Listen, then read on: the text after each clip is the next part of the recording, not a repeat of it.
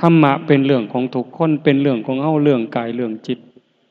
เรื่องความเป็นจริงที่มันเกิดพระพุทธเจ้าบ่ได้ไปเอาเรื่องอยู่นอกโลกนอกจักรวาลอีหยังมาเว้าเรื่องกายเรื่องใจเรื่องทุกข์เรื่องบ่ทุกข์จังซั่นเฮาพิจารณาต้องเห็นสันทิฏฐิโกเป็นสิ่งที่ผู้ศึกษาและปฏิบัติจะพึงเห็นได้ด้วยตนเอง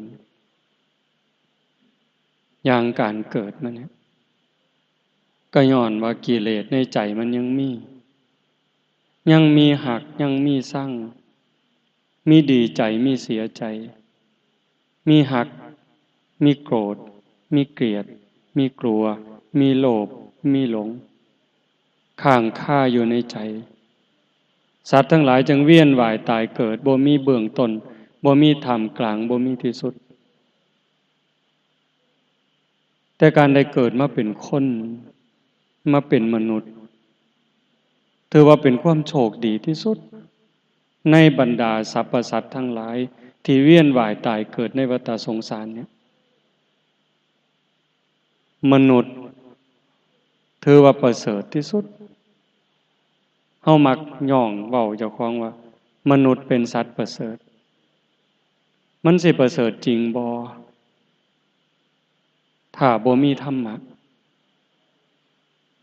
ถ้าบ่มีธรรมะบ่เข้าใจในเงื่อนไขของชีวิตบ่เข้าใจในเงื่อนไขของวัฏสงสารแล้วก็บ่พยายามลดละเลิกเหตุเฮ็ดให้เกิดเหตุเฮ็ดให้ทุกข์บางเทื่อก็มุ่งหน้าสร้างบาปสร้างกรรมโดยบ่งึดอีหยังความรู้ความสามารถความฉลาดแบบโลกซอยหยังบ่ได้ความร่ำความรวยหมื่นล้านแสนล้านซอยหยังบ่ได้คันถ้าบ่มีธรรมอย่างเดียวฉลาดตัวคนได้หมดโลกกินคนได้หมดโลกจบด็อกเตอร์88สาขาแก้วแหวนเงินทองจักสิไปเก็บไว้ไสมันหลายโพดแต่หากประมาทในบาปประมาทในบุญคิดว่าสิเก็บเกี่ยวเอาให้หลายที่สุดนั่นคือคนหลงโลภหลงคันมีคนขัดขวางก็โกรธอาฆาตพยาบาทจองเวรสิ่งเหล่านี้คือเหตุของบาปทั้งหมดเหตุให้เกิดทั้งหมดแม้แต่หักความพึงพอใจความหลุ่มหลงความผูกมัดรัดรึงยึดมั่นถือมั่นอันนี้ก็เป็นเหตุให้เกิดคือกันเป็นเหตุให้เกิดมาแล้วก็มาเจ็บมาแก่มาตายโยมเห็นอยู่อันเฒ่าอันแก่เนี่ยบ่มีผู้ใดอยากเฒ่าจักคนนั่งอยู่นี่ถามมึงโลดผู้ใดอยากเฒ่าเนี่ยบ่มีผู้ใดว่าอยากเจ็บอยากป่วยอยากไข้อยากโซ่ผู้ใดมีเนี่ยอยู่ดีๆโอ้ยกูอยากโซ่เด้กูอยากไข้เด้บ่มีผู้ใดว่าแต่ว่าอยากตายนี่มีว่าอยู่กูอยากตายมันสวงกรรมสวงเวรเด้กูอยากตายมันรู้แล้วรู้รอดเด้แต่ก็เว้าซื่อๆดอก แต่ว่าหันมีผู้เว้าอยู่ตัวนี้อยากเฒ่าบ่อยากเว้าอยากเจ็บอยากป่วยบ่เว้าแต่ว่าอยากตายนี่เว้าอยู่แต่ว่าใจอีหลีบ่แม่นอยากตายเด้แต่ว่าปวดหัวแล่นหายากินโลดเป็นหยังล่ะย้านตายเป็นหยังจังย้านมันก็ลองถามเบิ่งมันบ่มั่นใจไม่ออกคนที่ย้านตายนี่อาตมาผู้หนึงละเหตุที่ย้านตายนี่เพราะเฮาบ่มั่นใจว่าคันตายลงนะมันสิไปไสแน่นอนว่าร่างกายนี่มันต้องไปกองฟ้อนแน่ๆไปเม่นแน่ บ่ได้ห่วงร่างกายแต่สิ่งที่ห่วงสิ่งที่ย้านคือย้านใจเนี่ยย้านจิตวิญญาณมันสิไปสู่อบายซึ่งตมะกะเสือ100 ถึง 100ไปอบายแน่นอน1 ใน 1,000,0001 ใน 1,000,000จังสิบ่ต้องลงอบายเอาหยังมาคิดเอาหยังมาเป็นเครื่องวัดเอาคนบาปอกุศลที่ตนเฮ็ดตนสร้างตนทำด้วยกายโดยวาจาโดยใจที่ถึงพร้อมโดยเจตนานั่นล่ะที่ตนเองเฮ็ดไว้ทำไว้เว้าไว้คิดไว้มันสิกลายเป็นมรดกบาปนำพาดวงจิตวิญญาณนั้นลงสู่อบายบ่ต้องเว้าถึงคนอื่นคนไกลนี่ถามโตโยมเองนี่ว่าแต่ละมื้อแต่ละเว้นขนาดเฮาคนเข้าวัดเด้นี่เฮาคนเข้าวัดก็ว่าคนบุญประโทประท่ายแล้วเด้ตื่นขึ้นมาก็นึ่งข้าวใส่บาตรลงวัดจังหันถวายเพลแต่ว่าความคิดที่เป็นบุญเป็นกุศลในมื้อจากตื่นจนหลับระหว่างคิดหวังดีต่อคนคิดย้านบาปย้านกรรมคิดฮอดคุณงามความดีกับคิดบ่ดีคิดอิจฉาริษยาคิดจองกรรมจองเวรอีหยังหลายกว่ากันโยมตัดสินเจ้าของโลดความปากความเว้าที่เว้าเพื่อปลุกให้คนได้เกิดความดีความงามเว้าให้คนฮักกันแพร่งกันสามัคคีกันเว้าให้คนตั้งมั่นในศีลเป็นอยู่ในธรรมกับเว้าพื้นนินทาใส่ร้ายป้ายสีทั้งที่หูว่ามันบ่จริงทั้งที่หูว่ามันบ่แม่นแต่ว่ากูบ่มักหน้ากูก็สิเว้าให้มันเสียหายเสียคนไปเลยอีหยังหลายกว่ากันเอาเฮานี่ล่ะผู้เข้าวัดประจำนี่ล่ะผู้ใส่บาตรซุมื้อผู้ไปจังหันซุมื้อนี่เอาการกระทำทางกายล่ะซอยเหลือคนซอยเหลือสัตว์ด้วยความหวังดีด้วยความปรารถนาดีกับการเบียดเบียนข่มเหงจากตื่นจนหลับอีหยังหลายกว่ากันผู้บางคนที่หมั่นใจในตนเองมีศรัทธามีความเพียรมีความอดทนมีความหมั่นคงในใจมีปัญญาค่อยแยกแยะผิดชั่วถูกผิดบุคคลเหล่านั้นก็จะมั่นใจในบุญในกุศลในคุณงามความดีคนเหล่านี้ก็มีอยู่เว้าพื้นบาปผู้บางคนย้านเลยเด้การเว้าพื้นพระแม้แต่เว้าถึงในเรื่องคุณงามความดีก็หอดนบมือเว้ากับหมู่นี่เว้าถึงครูบาอาจารย์นบมือจังเว้าพื้นเพิ่นเว้าเรื่องดีแต่มันสิมีจักคนส่วนใหญ่หวยตีตะหมาดเว้าพื้นพระคำว่าเว้าพื้นนี่คือนินทาเด้ใส่ลายป้ายสีบ่แม่นตีตะหมาดอย่างเดียวตั้งเธอเขี่ยวหมากพร้อมเหยียดขาเขี่ยวหมากเว้าพื้นพระหน้าตาเสยเลยลองเบิ่งแล้วมันสิเป็นหยังนี่คือบ่เข้าใจเกิดมาเป็นมนุษย์ถือว่าโชคดีกว่าเทวดาดีกว่าพรหมเพราะมีโอกาสได้สร้างน้ำทำบุญได้มีโอกาสฟังเทศน์ฟังธรรมได้มีโอกาสเดินจงกรมนั่งสมาธิภาวนาแต่ด้วยความหลงด้วยความบ่ฮู้ส่วนหนึ่งก็จากการบ่ได้ยินบ่ได้ฟังลางเทื่อก็ฟังมาผิดบ่เข้าใจบ่แจ่มแจ้งบ่ชัดเจนก็เลยหลงถีบหลงแดนแล้วมันมาเกิดเป็นคนอยู่ในโลกมนุษย์มันบ่โดนจักเม็ด โยมคิดดีๆเด้ออย่าเชื่ออาตมาง่ายเด้อเกิดมาอยู่ในโลกนี้หน่อยนิดเดียวอายุคนมายามโลกชั่วข้าวแป๊บเดียวคือโยมพอออกนอนอยู่ในโรงเป็นน้องอาจารย์แถมอายุก็สิจักปีอาจารย์แถม39 ปีนั่นเห็นบ่39 ปีก็หน่อยกว่า40แล้ว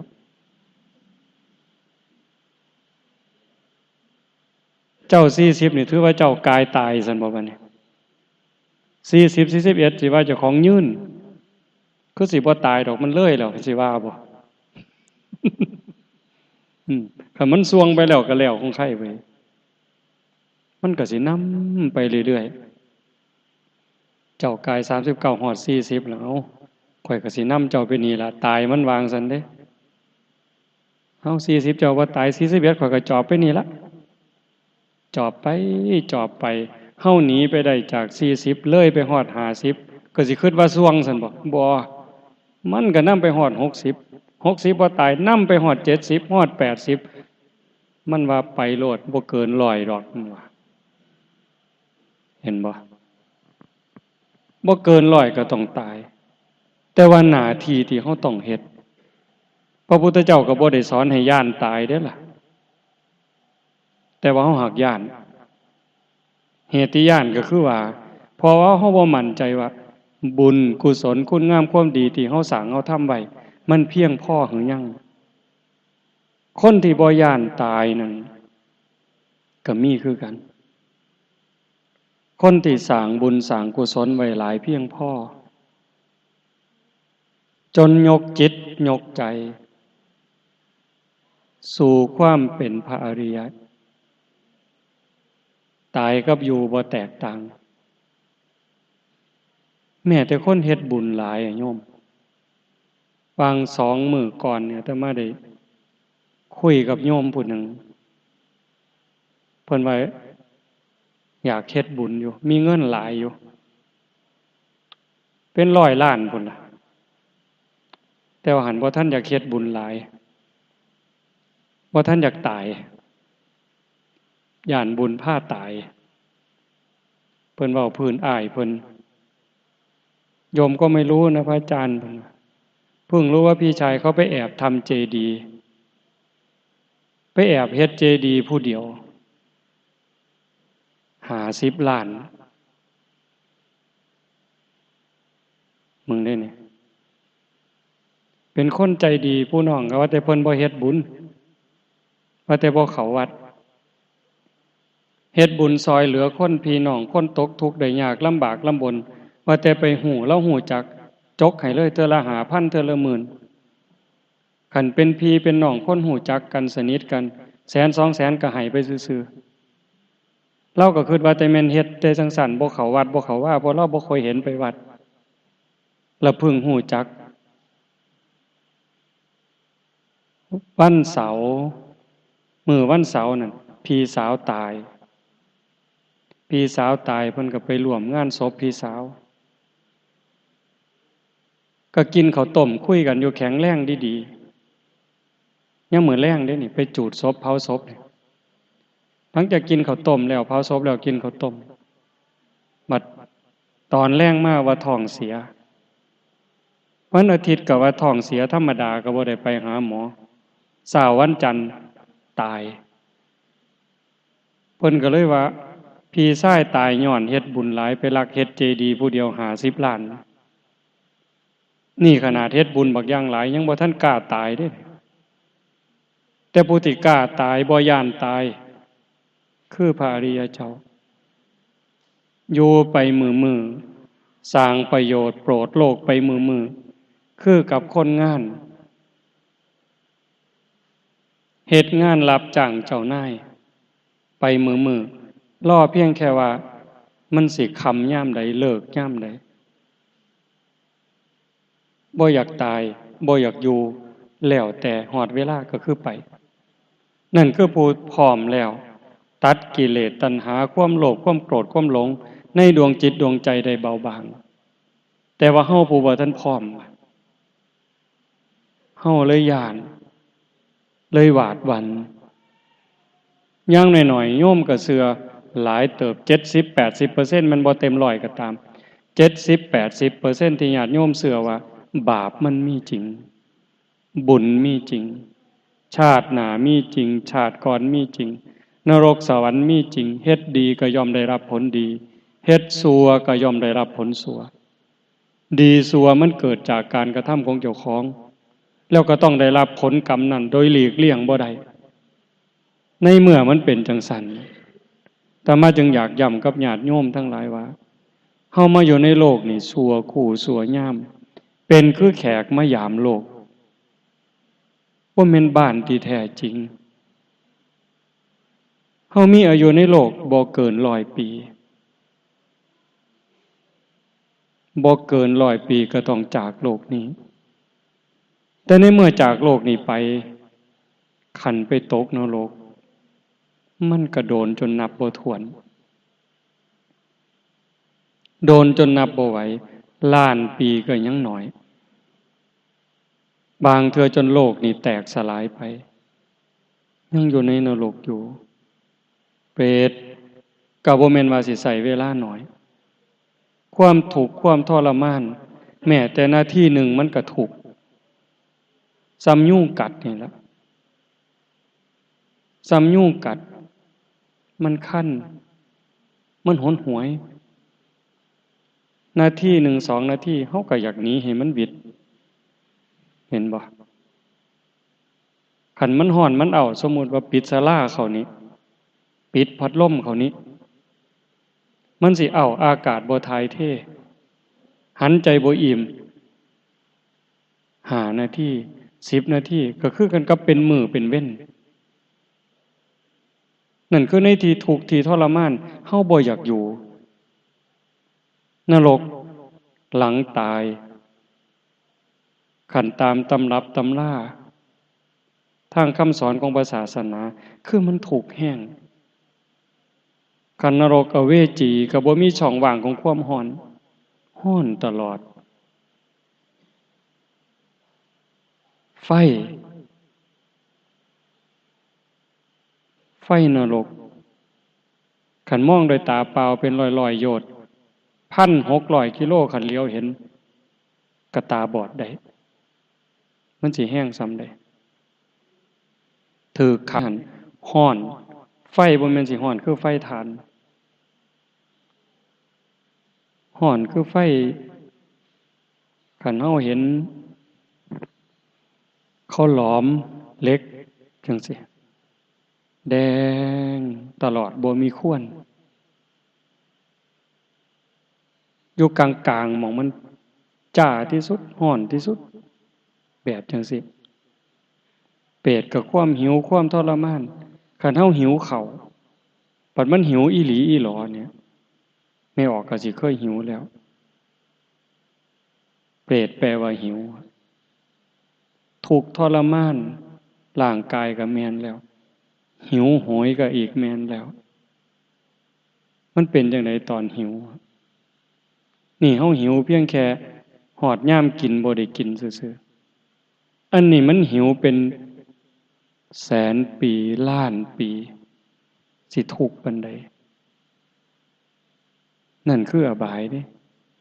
สัตว์เดรัจฉานเป็นหมาเป็นแมวเป็นกบเป็นเขียดสิว่ามันมีความสุขก็บ่แม่นถึงแม้นคนสิเลี้ยงดีเอาใจใส่คือกำหักหลายกว่าพ่อกว่าแม่ก็ตามผู้ใดเลี้ยงหมาก็สิฮู้อุ้มแล้วอุ้มอีกอาบน้ำให้ผู้บางคนหอมหอดมันแต่มันก็คือหมาหั่นน่ะมันก็คือแมวหั่นล่ะกินดีอยู่ดีปานใดก็บ่ปานคนพระพุทธเจ้าเพิ่นจังให้ย้านอบายภูมิมันสิไปจังซั่นก็ย้อนเจ้าของสร้างบาปสร้างกรรมสร้างเวรด้วยกายด้วยวาจาด้วยใจแต่คันผู้มีปัญญาบัดแต่อาตมาว่ามันเป็นจำนวนน้อยที่มีโอกาสสิ พ้นจากอบายมาสู่มนุษย์ก็ตามไปสู่สุคติโลกสวรรค์ก็ตามหน่อยซ้ำใดหน่อยซ้ำเขางัวเนี่ยงัวตัวหนึ่งมันมีเขาสองเขาพระพุทธเจ้าเพิ่นเว้าดอกคนทั้งหลายในโลกนี้เมื่อลาสิ้นลมหายใจตายจากความเป็นมนุษย์ในชีวิตนี้โอกาสสิไปตกล่วงลงสู่อบายมีนรกเปรตอสุรกายสัตว์เดรัจฉานหลายซ้ำกันกับขนงัวโอกาสสิไปเกิดสุคติมีสวรรค์มีพรหมหน่อยซ้ำกันกับเขางัวเตี่ยแต่มาชี้ให้โยมเบิ่งว่าบ่ต้องไปเบิ่งผู้อื่นเบิ่งเฮาผู้ที่เขาวัดเขาว่าให้ท่านทำบุญอยู่เนืองๆนี่ปานนั้นเฮาก็เผลอเว้าบ่แม่นเผลอคิดบ่ถูกเผลอเฮ็ดบ่แม่นทั้งที่เฮาเชื่อแล้วเด้นี่มีศรัทธาแล้วมีความเชื่อแล้วมีความพยายามอยากเฮ็ดบุญแล้วแต่ปานนั้นกิเลสมันก็ตัวย้อนโลภย้อนอยากได้แนวสิ่งที่มันบ่สมควรอยากได้เฮาก็ยังเฮ็ดแล้วสินับภาษาหยังกับคนบ่เชื่อบัดนี้กับคนบ่เข้าวัดบ่เข้าว่าเอาเงินอย่างเดียวเอารวยอย่างเดียวเอาสนุกสนานอย่างเดียวมันสิไปไสบัดเว้าโพดบ่แม่นเว้าแต่โยมขนาดบวชแล้วเป็นพระเป็นเณรบางเทื่อมันยังแพ้กิเลสเนาะยังเผลอเฮ็ดบาปเฮ็ดกรรมบางเทื่อก็ตั้งใจเฮ็ดโดยบ่ละอายโดยบ่ย้านปานนั้นเด้สินับภาษาหยังบัดครับญาติโยมกับผู้บ่ศรัทธาผู้บ่เชื่อมันสิปานใดการเวียนเกิดเวียนตายมันจังบ่จบบ่สิ้นแต่เฮามันมีบุญอยู่หลายเติบเกิดมาเป็นคนแล้วได้พ่อพระพุทธศาสนาได้ยินคำสั่งคำสอนที่ถูกที่ตรงที่สะอาดบริสุทธิ์สอนทางอย่างที่มันเป็นไปเพื่อบุญเพื่อกุศลให้เฮาฮู้ได้ปลงสลดสังเวชก็คือจังซี่เฮามาร่วมงานศพก็เห็นคนตายบอกประจำมาร่วมงานศพก็ให้เห็นคนตายเห็นคนตายก็น้อมมาใส่ตนว่าคนที่ตายจากก็คือกับเฮาบ่มีหยังแตกต่างมือก็มีคือเฮาแขนขาก็มีคือเฮาหูก็คือเฮาตาก็คือเฮาทุกอย่างคือกันหมดต่างแต่กันว่าเป็นร่างปราศจากวิญญาณในเมื่อร่างกายปราศจากวิญญาณก็คือท่อนไม้และท่อนฟืนหาประโยชน์หยังบ่ได้หมดโอกาสโยมพอออกเพิ่นหมดโอกาสสิเฮ็ดบุญเพิ่มเติมบ่ได้สิแก้ไขในสิ่งที่ผิดพลาดก็บ่ได้ตอนนี้เพิ่นชัดเจนแล้ว 100%บาปมีบุญมีชาติหน้าชาติก่อนนรกสวรรค์ 100% เพราะว่าเพิ่นเห็นแล้วถ้าเฮานี่เชื่อแต่บ่เต็มร้อยมันยังมีหม่องกักไว้อยู่ว่ามันแม่นอีหลีบ่ท้อเฮือผู้ใดบ่กักถามกันอีหลีเด้ผู้ใดเชื่อ 100% บ่หลงเหลือเลยว่ามันคือสิบ่แม่นดอกคือมันอาจสิบ่แม่นก็ได้ชาติหน้าชาติก่อนนรกสวรรค์มันอาจสิบ่แม่นก็ได้เชื่อแนวนี้ยังมีอยู่จังว่าบ่เต็ม 100% แต่โยมพอออกเพิ่นไปเห็นแล้วชาติก่อนก็คือตอนบ่ทันตายเอาภาษาเฮาง่ายๆชาติหน้าก็คือหลังจากตายเห็นแล้วบาปชัดเจนบุญชัดเจนนรกชัดเจนสวรรค์ชัดเจนพออยู่ในสัมปรายภพอยู่ในโลกของเพิ่นเห็นเพื่อนร่วมทุกข์เกิดแก่เจ็บตายที่เสียชีวิตลงไปแต่ละมื้อแต่ละวันเวลาหลายปีก่อนอาตมาได้เว้าอยู่เรื่อยๆว่าสถิติมื้อหนึ่งคนในโลกนี่ตาย150,000ต่อมื้อบัดฮอดพศนี่อาตมาว่ามันบ่ต่ำกว่า200,000ต่อมื้อเด้ ทั้งพุทธคริสต์อิสลามพราหมณ์ศิกข์คนบ่มีศาสนาก็ตามทุกดวงจิตวิญญาณเมื่อสิ้นลมหายใจถูกนำดวงวิญญาณไปสู่ยมโลกทั้งหมดเจ้าสินับถือศาสนาหยังหรือบ่นับถือก็ตามมันไปบนเดียวกันหมดการตัดสินของยมบาลเป็นอันเดียวบรรทัดตรงเป๊ะโยมพอออกเพิ่นก็เห็นสิได้ไปสู่สุคติย้อนบุญอันใดย้อนเฮ็ดอันใดสิไปสู่อบายย้อนบาปอันใดกรรมอันใดพุทธก็คือกันคริสต์ก็คือกันอิสลามก็คือกันพราหมณ์คือกันศิกข์คือกันหรือผู้บ่นับถือศาสนาหยังก็คือกันเห็นแล้วในเมื่อเห็นสัจจะความจริงจังซั่นเพิ่นบ่สามารถจะแก้ไขในส่วนที่คิดว่ามันบ่ดีมันผิดมันพลาดมันเป็นบาปมาแก้ไขบ่ได้เพราะว่าชีวิตปราศจากวิญญาณคือท่อนไม้ท่อนฟืนส่วนใดที่เราเฮ็ดไว้มันเป็นบุญเป็นกุศลเป็นคุณงามความดีส่งไปสู่สุคติอยากเฮ็ดเพิ่มเฮ็ดเติมหมดโอกาสเพราะว่าร่างกายนี้บ่แม่นของเจ้าของก็มีอยู่อย่างเดียวคือค่อยอนุโมทนาสาธุในข้าวเห็นพี่เห็นน้องเห็นพ่อเห็นแม่เห็นคนอื่นเขาสร้างบุญกุศลด้วยการให้ทานบ้างการรักษาศีลบ้างการเจริญภาวนาฟังเทศน์ฟังธรรมอ่อนน้อมถ่อมตนค้นคว้าในกิจที่ชอบเห็นคนอื่นสร้างประโยชน์แล้วพ่อยอนุโมทนาสาธุยินดีนำนั่นคือส่วนเฮ็ดได้จังซั่นเฮามาบำเพ็ญกุศลศพเนี่ยจังบ่แม่นเฮ็ดเล่นไม่ออกพอออกมันดีเด้ประเทศไทยมีโครงการงานศพปลอดเหล่าโครงการหมู่บ้านศีลหาก็ยิ่งเอาศพมาไว้ในวัดจังซี่คิดไปไกลๆคิดฮอดผู้ตายหลายๆคันเฮ็ดอยู่บ้านหม่องชุมชนที่บ่เข้มแข็งเป็นจังไดงานศพค่าบ้านค่าเรือนขาหมูขางัวหรือหยังก็แล้วแต่นี่คือวิถีชีวิตชาวบ้านจนกลายเป็นขนบธรรมเนียมประเพณีต้องเฮ็ดต้องทำจังซั่นฆ่าสัตว์ตัดชีวิตละเอาเหล้าเอาเบียร์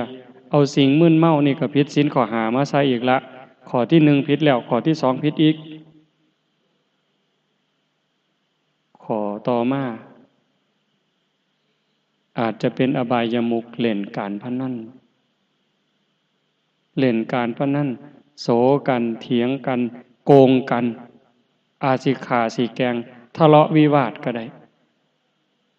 เห็นบ่ตรงนี้บ่เป็นประโยชน์สำหรับดวงจิตวิญญาณที่จากไปเลยโยมตามอาตมามาเด้ฉะนั้นเพื่ออย่าเชื่อแต่ตามมาสังเกตการแต่พอมาเฮ็ดอยู่กับบัดจังซี่ปึ๊บการฆ่าสัตว์ตัดชีวิตหมดศีลข้อ1บริสุทธิ์แล้วการดื่มเสพเครื่องดองหมอของเมาเหล้ายาบ่มีแล้วศีลข้อ5บริสุทธิ์ขึ้นมาอีกได้ฟังเทศน์ได้ฟังธรรมอบายมุขการพนันต่างๆบ่มีโอกาสมองนี่มองที่ผู้จากไปเห็นภาพที่พ่อแม่พี่น้องป่าล่วงสูงต่ำน่ะบ่าวน่ะสาวได้มาฟังเทศน์ได้นั่งภาวนาได้สงบเสงี่ยมนี่คือหม่องเกิดบุญอากัปกิริยาที่เป็นบุญเพิ่นสิได้อ่อนซ่อนนำบ่นี้อนุโมทนานี่แปลว่าอ่อนซ่อนยินดีนำพอใจนำภูมิใจนำในเมื่อเพิ่นภูมิใจเพิ่นยินดีเพิ่นอนุโมทนาเพิ่นอ่อนซ่อนปั๊บนั่นเพิ่นได้ทันทีเห็นบ่แม้แต่บ่ถวายปัจจัยอีหยังก็บ่ได้เกี่ยวกันเด้เพียงแค่เห็นพี่เห็นน้องนั่งสงบฟังเทศน์ฟังธรรมด้วยความเคารพแม่นบ่มีเทศน์ก็ตามญาติพี่น้องมาเฝ้าเป็นหมู่ศพพากันนั่งเงียบๆนั่งสมาธิ ซ้ำนี่ก็หลายหลวงเป็นบุญมหาศาลหลายหลวงยิ่งกว่าเฮ็ดบุญแจกข้าวหมดเป็นแสนเป็นล้านที่จ้างหนังจ้างหมอลำเลี้ยงเหล้าเลี้ยงยาต่อให้หมดเป็น10 ล้านก็บ่ได้บุญหลายสำเฮามาฟังเทศน์มานั่งเงียบๆจังซี่อันนี้อาตมาบ่ได้เว้าเข้าป่าเข้าดงบ่ทั่วทีเว้าเด้ให้พยายามยึดจังซี่พอออกไม่ออกเฮาเป็นชาวพุทธเด้เฮาประกาศตนว่านับถือพระพุทธศาสนาเด้แล้วที่สำคัญที่สุดบ่มีผู้ใดสิโชคดีบุญหลายปานเฮาเป็นหยังจังว่าเฮาบุญหลายเฮาโชคดีได้เกิดมาเป็นมนุษย์ได้พบพระพุทธศาสนาเกิดในบ้านที่มีวัดมีว่ามีครูบาอาจารย์นำพาในการทำบุญจูงเฮาเข้าสู่ทางแห่งบุญที่ถูก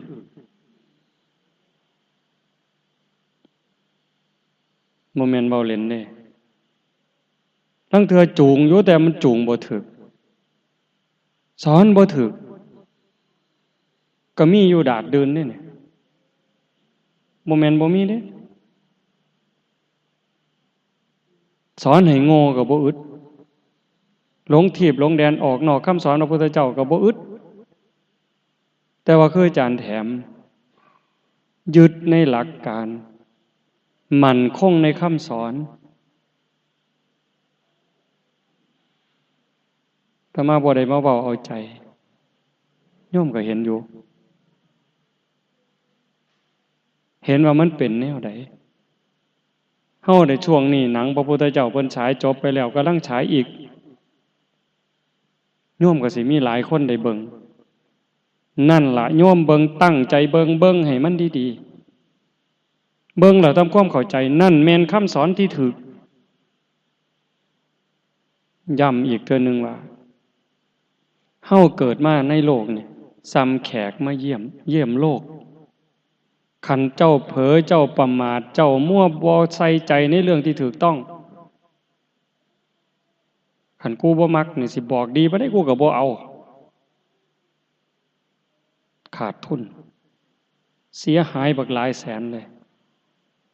เสียหายหลายล้านเว้ยอย่าว่าแต่หลายแสนเป็นหยังเพราะว่าสิ่งที่เฮาผิดเฮาเชื่อผิดเข้าใจผิดเอาไปปฏิบัติผิดนี่กลายเป็นโทษกับเจ้าของแล้วเฮาอยู่ในโลกนี่มันแป๊บเดียวบ่เกิน100 ปีอยู่ในนรกอย่างว่ามันเป็นล้านๆยิ่งกว่าล้านอีกคุ้มบ่กับการบ่ยอมเข้าใจคุ้มบ่กับการบ่ตั้งใจเฮ็ดตามคำสอนบ่เข้าหาหลักเดิมพระพุทธเจ้าแท้ๆสอนจังใดเฮาบ่ใส่ใจสิฟังบ่ใส่ใจสิศึกษาบ่ใส่ใจสิปฏิบัติเฮากลับกลายเป็นขาดทุนเชื่อผิดเข้าใจผิดถือผิดเฮากลายเป็นคนขาดทุนเองกลายเป็นคนย่อยยับเองมันสะใจอยู่มันคักอยู่ในความเชื่อในความเห็นเจ้าของแต่คันมันบ่ถูกก็ซ้ำกับกินเหล้านี่แหละคักเลยเว้ยพวกได้กินเหล้าได้กินเบียร์เขาก็ว่าเขาคักคือกันเด้แต่มันเมาอ่ะแม่นบ่ผู้ใดเคยกินเหล้าแฮงกินคักแฮงสะใจกินอิ่มกินแซ่บแฮงแต่เมาคักคือกันแต่ส้มกินข้าวหนมกินข้าวต้มกินของหวานเขาก็คักคือกันแต่เขาอิ่มบ่เมาอันนี้มีแฮงเฮ็ดเวียกแต่ส้มคักกินเหล้ากินเบียร์ก็คักคือกันแต่ว่าเฮ็ดเวียกบ่ได้เอาโลกเอาไผ่เข้าตัวเสียเวียกเสียงานดีบ่ดีเกิดเรื่องเกิดราวคือกันเลย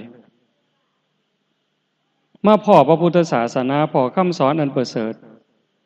ซึ่งสอนให้ถอดถอนความยึดมั่นถือมั่นถอดถอนความเห็นผิดไปสู่ความสว่างแจ้งแห่งจิตแต่เฮาบ่ยอมเอากูสิเมาอ่ะทั้งขณะที่เฮาเมาขณะที่เฮาหลงเนี่ยวันเวลาของชีวิตหน่อยไปหน่อยไปเมิดไปเมิดไปเมิดไปคือเที่ยนหน่อยไปหน่อยไปเมิดไปเมิดไปคือเที่ยนแสงสว่างของชีวิตดับลงดับลงดับลงดับลงคันสิเปรียบเทียบเขาให้เทียนมาเล่มหนึ่ง จุดไฟให้มาเล่มหนึ่งคือชีวิตเฮาจังซี่คันผู้มีปัญญาสิไต่เทียนกินข้าวก็ได้ไต่เทียนอ่านหนังสือก็ได้ไต่เทียนเฮ็ดเวียกก็ได้ไต่เทียนนับเงินแสนเงินล้านหาเพชรหาทองก็ได้อีกคนหนึ่งได้เทียนมาทอกันแต่เพิ่นนี่ไต่เทียนกินเหล้าไต่เทียนเล่นไพ่ไต่เทียนไปหารักของหมู่อันใดเกิดประโยชน์อันใดเกิดโทษในชีวิตหนึ่งคือกันคำสอนของพระพุทธเจ้าเปรียบดวงประทีปแม่นบ่เฮาสวดมนต์ยามเช้าพระธรรมของพระศาสดาเปรียบดวงประทีปคือแสงสว่างของชีวิตคันเฮาบ่ยอมใส่แสงสว่างนั้นให้มันเกิดประโยชน์ผู้บางคนรับหูรับตาเลยก็เลยบ่ได้ประโยชน์จากชีวิตการเวียนเกิดเวียนตายมันจังจบลงบ่ได้ง่าย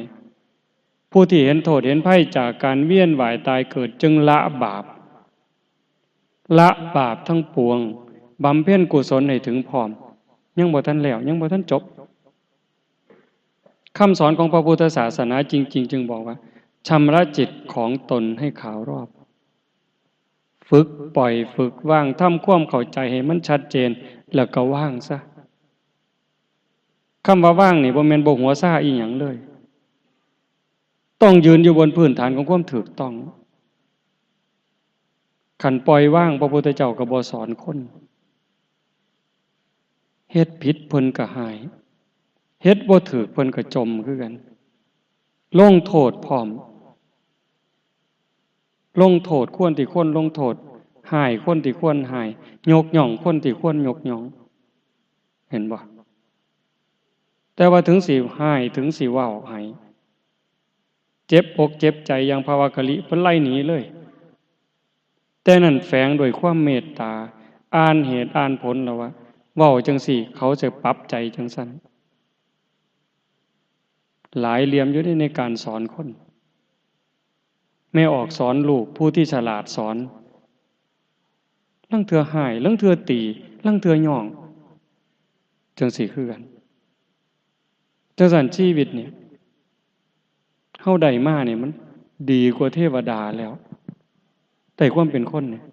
ประเสริฐกว่าเทวดาแต่ว่าเฮาสิใช้สิ่งประเสริฐนี่ให้มันได้ของดีกับเจ้าของบ่คันใช้บ่เป็นหมดเวลาไปซ้ำกันมื้อนี้จากตื่นมาจนฮอดปานนี้โยมก็หมดเวลาทอกันกับอาตมานี่เด้หมดทอกันแต่ผู้บางคนมื้อนี้ไปเฮ็ดหยังแหน่ผู้บางคนไปเฮ็ดบุญผู้บางคนไปหาเงินผู้บางคนไปหาเหรียญผู้บางคนไปสร้างบาปซ้ำหมดไปคือกันบาปบุญเป็นสมบัติติดตามจากโลกนี้ไปสู่โลกหน้าบาปตามเผาตามพรานเฮ็ดให้เกิดทุกข์เกิดเดือดร้อนแต่บุญตามอุปถัมภ์ค้ำสู้เป็นหยังจังย่ำหลายแท้เพราะว่าเฮาเป็นตะรู้ตนนี่โยมคิดดีๆเด้คิดให้มันละเอียดชีวิตนี้เฮาเกิดมาใส่กรรมเกิดมาสร้างกรรมเกิดมาผู้เดียวตายไปผู้เดียวกบเขียดมันก็เกิดมาใส่กรรมคือกันมดแม่งก็เกิดมาใส่กรรมขี่ขันขากก็เกิดมาใส่กรรมหมาขี่เหื่อนก็เกิดมาใส่กรรมชาตินี้เฮาว่าเฮาดีกว่าเขาอยู่ประเสริฐกว่าเขาอยู่เป็นคนเป็นมนุษย์นอนก็ดีกว่าเขากินก็ดีกว่าเขาอยู่ก็ดีกว่าเขาแต่มันบ่แน่แม่นสิอยู่ดีกินดีมีเงินเป็นหมื่นล้านแสนล้านอย่างว่ามีความเฉลียวฉลาดซ้ำได้ก็ตามแต่ขันประมาทในคุณงามความดีประมาทในหลักธรรมคำสอนเมื่อสิ้นลมหายใจตายลงไปจากชีวิตนี้ชาติต่อไปที่เกิดมาใหม่อาจสิสู่หมาขี่เหื่อนบ่ได้ได้บัดเป็นหยังอย่าเสือได้ให้ไม่ออกตามมาพิจารณาดีๆหมาขี่เหื่อนเขาเกิดมาเป็นหมาก็ย้อนเกิดมาใส่กรรมได้เป็นขี่เหื่อนนั่นก็คือใส่กรรมเก่าเขา อาจสิเป็นชาติสุดท้ายที่เกิดเป็นสัตว์เดรัจฉานใส่บาปใส่กรรมที่มันหนักๆตายลงจากชีวิตนี้จากหมาขี้เหื่อนอาจสิไปเกิดเป็นเทวดาก็ได้เมื่อเวลาจากสวงสวรรค์อาจสิกลับมาเกิดเป็นคนที่ผู้งามผู้ฉลาดผู้รวยก็ได้แต่เฮาที่เกิดมาเป็นคนงามเป็นคนมีเงินในชาติปัจจุบันหากบ่มีศีลบ่มีธรรมบ่เชื่อบ่มั่นใจในคำสอนพระพุทธเจ้าประมาทดูถูกดูหมิ่นดูแคลนอีกมีความเห็นผิดตื่มเข้าไปอีกตายลงปั๊บอาจสิลงนรกบัดหมาขี่เหื่อนขึ้นสวรรค์คนงามลงนรกแม่ใหญ่บ่ได้เว้าเล่นเด้คิดตองโดยเหตุผลเด้หมดเวลาจากนรกใส่บาปใส่กรรมหมดแล้วยังเศษมันเกิดมาเป็นคนพิการตั้งแต่เกิดทุกข์อีกต่างหากพิการอีกต่างหากนี่คือวัฏฏะสงสารแต่มันก็บ่สายบัดบ่สายย้อนหยังย้อนชีวิตเฮายังมื้อนี้เฮามีชีวิตกายกับใจยังทำงานร่วมกันยังประสานกันอยู่เฮ็ดดีก็ยังท่านเฮ็ดถูกก็ยังท่านคันหูจักปล่อยหูจักว่างสามารถสินำพาตนเองไปสู่ความเป็นพระอริยเจ้าได้บ่ทันสายเด้นี่พระพุทธองค์เพิ่นบอกว่าตราบใดหากพุทธบริษัทยังเป็นอยู่โดยชอบโลกนี้ก็จะไม่ว่างจากพระอรหันต์ธรรมะเป็นอากาลิโกพระพุทธเจ้าบ่เคยได้ตรัสว่าศาสนาพุทธสิมีอายุ 5,000 ปีบ่เคยเว้าได้แต่ว่าตราบใดหากพุทธบริษัทยังเป็นอยู่โดยชอบยังเดินตามอริยมรรคมีองค์8โลกนี้ก็สิบ่ว่างจากพระอรหันต์คันเฮาเฮ็ดถูกห้องโยมสิสังเกตเห็นครูบาอาจารย์คือกันพอออกไม่ออกคือกันผู้ที่ฟังธรรมเข้าใจเวลาเฮาน้อมจิตเดินตามอริยมรรคมีองค์8เข้าห้องปั๊บเนี่ย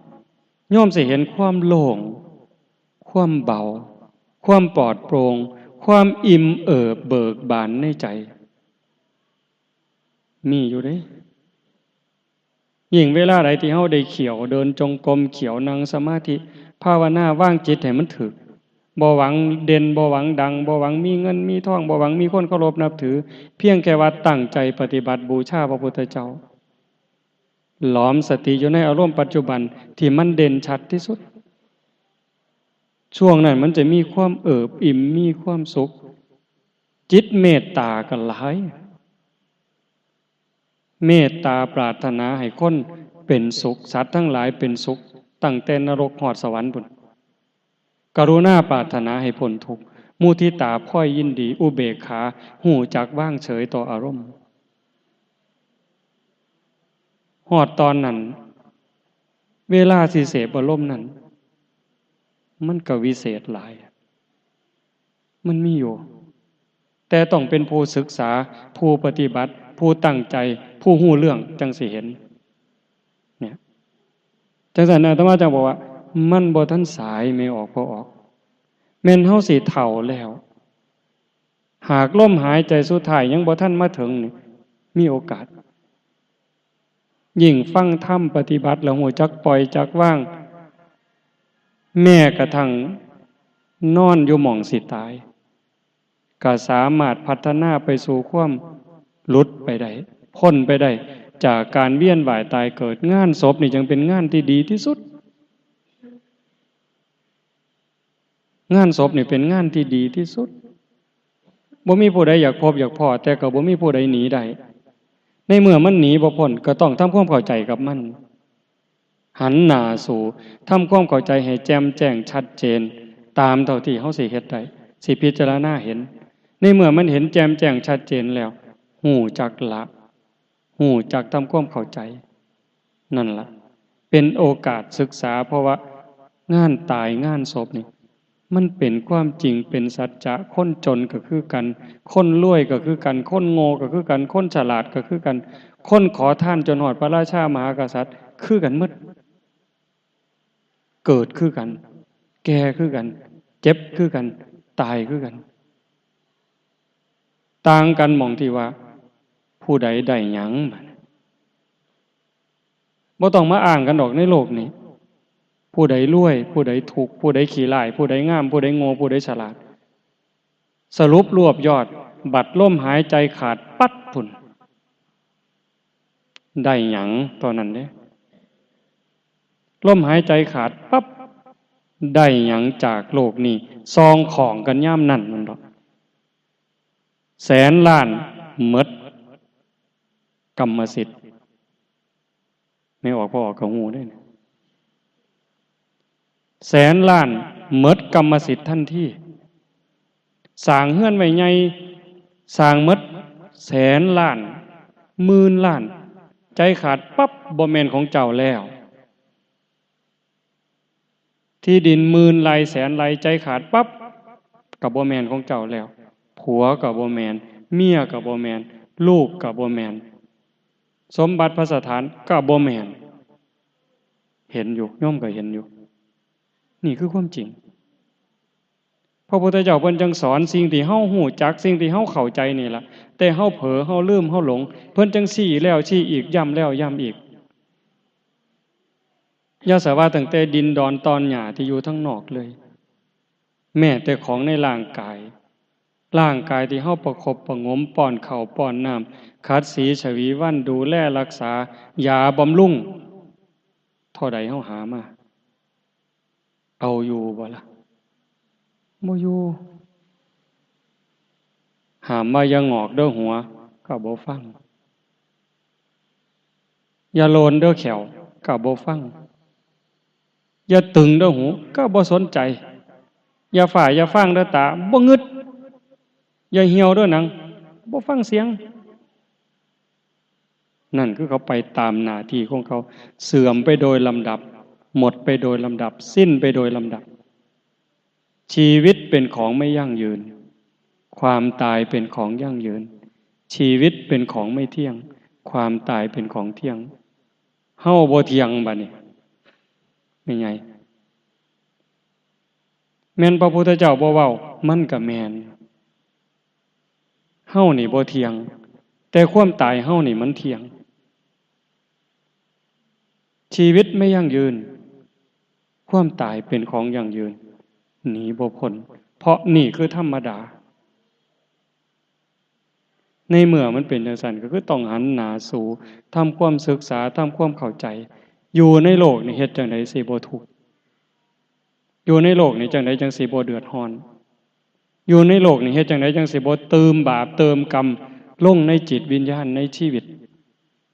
แต่ว่าเฮ็ดจังได๋สิเพิ่มบุญเพิ่มกุศลเพิ่มความเข้าใจเพิ่มความปลอดโปร่งให้กับชีวิตเนี่ยงานศพนี่จึงว่าเป็นงานแห่งสัจจะเป็นงานในความจริงให้เฮาได้เห็นมองทะลุเข้าไปมองทะลุโลกเข้าไปเห็นคนตายเห็นคนตายก็มองผ่านคนตายสะท้อนมาใส่เจ้าของเฮามันอยู่ได้มันยังปากได้กินได้ไปได้มาได้ย้อนลมหายใจยังมีอยู่คันลมหายใจหยุดหมดสภาพเข้าไปบ่ออกมาก็จบออกมาบ่เข้าไปก็จบ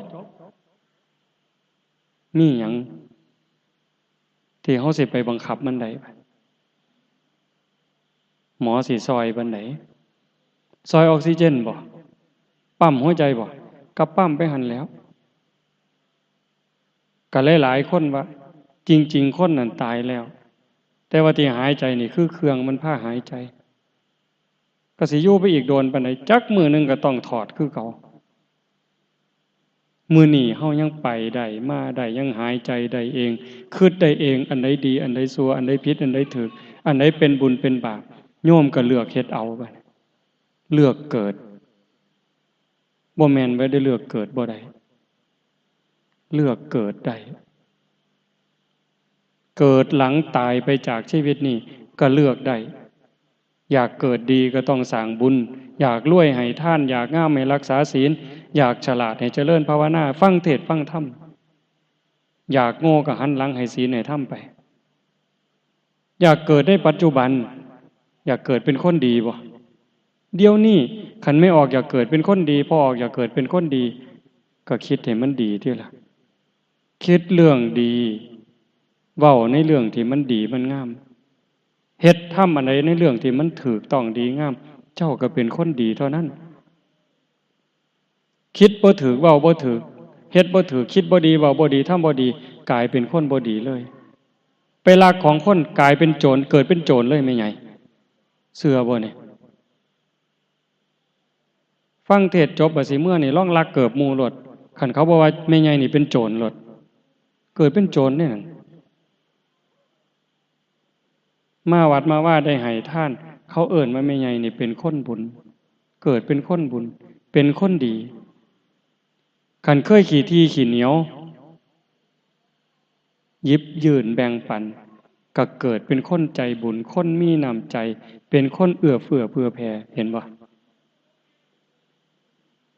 สิเกิดเป็นหยังก็เฮ็ดได้ในเดียวนี้คันเฮ็ดบุญดูๆเฮ็ดบ่อยๆบ่อยๆเกิดเป็นคนดีบ่อยๆมันก็ต้องไปตามเส้นทางนั้นจังซั่นจังว่าย้ำให้แม่ออกพอออกได้เข้าใจฮู้อยู่แล้วล่ะบ่แม่นโยมโง่เด้นี่คันโยมโง่โยมบ่มาเด้นี่เชื่อบ่คันหมู่เจ้าโง่นี่หมู่เจ้าบ่มาคันบุญบ่หลายหมู่เจ้าก็บ่มานี่ย้อนเฮาเป็นคนมีบุญอยู่เฮาเป็นคนฉลาดอยู่เฮาเป็นคนมีปัญญาอยู่เฮาก็จังมาสร้างบุญตืมมานั่งฟังธรรมมันสิปวดหลังปวดแอวยุ่งสิกัดอยากเมื่อก็อดเอาทุกครั้งที่อดทุกครั้งที่ทนทุกครั้งที่พยายามตามความ